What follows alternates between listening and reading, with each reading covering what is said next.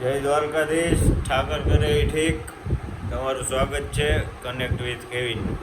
હવે આજે આપણે અડાલજની વાવ જોવા જવાની છે. ગાંધીનગરથી 7-8 કિલોમીટર જેવું થાય છે. બહુ જૂની ઐતિહાસિક વાવ છે. ચાલો ત્યાં જઈને જોઈએ શું છે શું નહીં, મજા આવશે. હાલો ભાઈ, ગાડીઓની આપણે દેણ છે, ખબર જ છે તમને. તો જોઈ લેજો ભાઈ. ભાઈ હાલો, એક બુલેટ કાઢો, બુલેટ લઈને નીકળવું આજ તો. આને તો હવે તમે જોયા જ હશે લોગિંગમાં. આ મેઇન કેરેક્ટર છે મારું લોગમાં, ઝાલા બાપુ.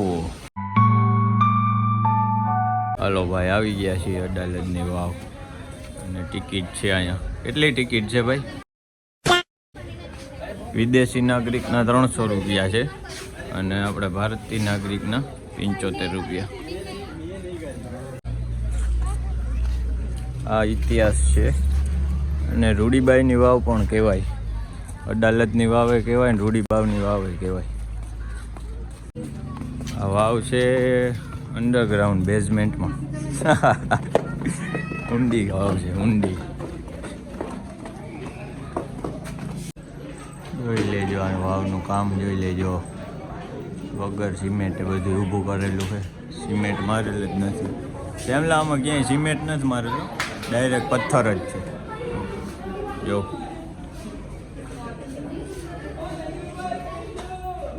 પબ્લિક આજે છે બહુ બધી.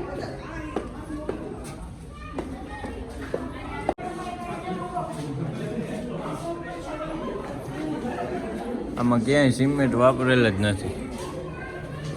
જે તે ટાઈમે ડાયરેક્ટ પથ્થરમાંથી જ ઊભું કરેલું છે ને કોતરણી કરી કરી ડિઝાઇન એટલે એક નંબર બનાવ્યું. જોઈ લેજો ભાઈ, કાંઈ ભાંગતૂટ કંઈ થાય નહીં હો, બનાવટ જ એવી.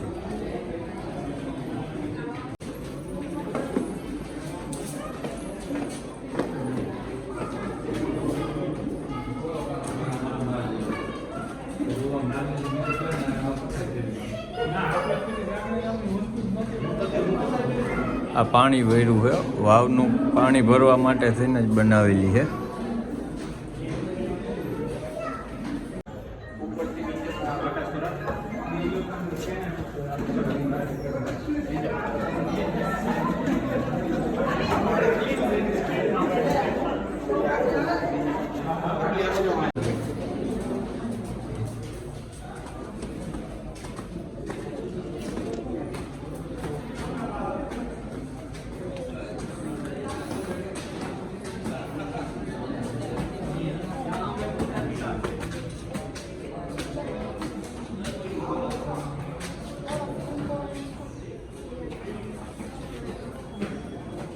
ના 3 પ્રવેશ દ્વાર છે. આ 1, 2 ને 3 નીચે જવાય છે વાવમાં. આશરે 75 મીટર જેટલી ઊંડાઈ છે, ઊંડી છે વાવ, 75 મીટર. આ ઉપરનું દ્રશ્ય છે વાવનું, જોઈ લેજો ભાઈ. એમાં ક્યાંય સિમેન્ટ વાપરેલ નથી, ડાયરેક્ટ પથ્થર જ વાપરેલો.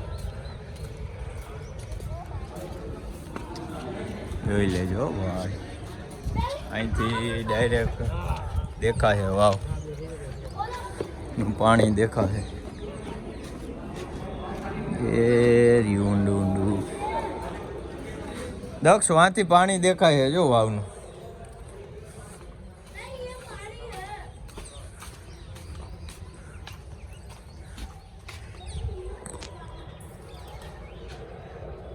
હા જો, એટલી ઊંડી છે વાવ, બહુ જાજી ઊંડી છે. એટલી ઊંચી છે, 3-4 માળ જેટલી તો ઊંચી છે અને અંદર એટલી ઊંડી. જોઈ લેજો, આ પાણીની બધી સિસ્ટમ છે. પહેલાંના જમાનામાં આ રીતે પાણી બહાર કાઢતા વાવમાંથી. આ ગરેડો, અહીંથી પાણી સિંચતા એટલે ડાયરેક્ટ વાવમાંથી આવી જતું પાણી. જોઈ લેજો ભાઈ, બહુ ઊંડી છે વાવ. 75 મીટર કીધી ને, એટલી ઊંડી છે.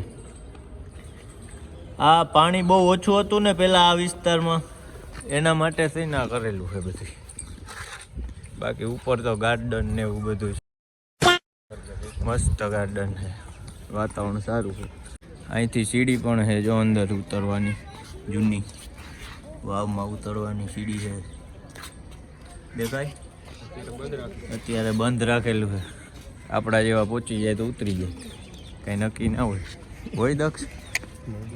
આમાં બધા અખતરા કરવા ઉતરી જાય ભાઈ. આ અડાલજ ગામ છે, ગામની સીમમાં આવેલું છે આ.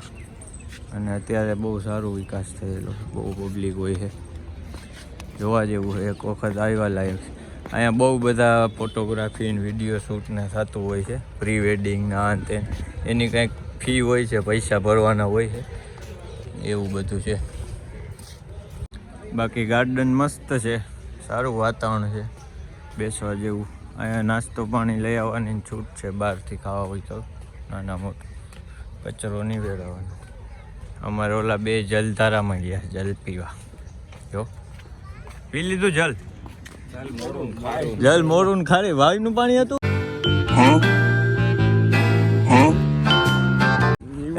વાયુનું હતું કે જામફળની પ્લેટ લીધી છે ભાઈ એક. જો હજી એક બે પ્લેટ લે છે નાસ્તા પાણી માટે, મજા આવે એવું છે. કાકરી લઈ લે, કાકરી એ જ લીધી ને. લે જામફળ એટલે જામફળો. શું છે ભાઈ, કેવું લાગ્યું વાવનું તમને કામકાજ? પહેલી વાર આવ્યા હો મમ્મી, 3 વર્ષમાં. મજા આવી? હવે અહીંથી પાણી ભરી જાજો નાવા.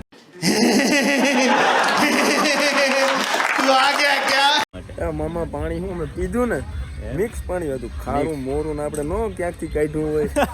હા એવું લાગે. તો ઘરે આવી ગયા છીએ ને વાવનો અનુભવ સારો રહ્યો. બહુ એવો કંઈ ખાસે નહોતો. 15 કિલોમીટરની આજુબાજુ હોય તો આવી જવાનું, બાકી બહુ દૂરથી ધક્કો ખાધા જેવું નથી કંઈ. પણ સારો હતો, આમ મજા આવે, જાણવા જેવું હતું.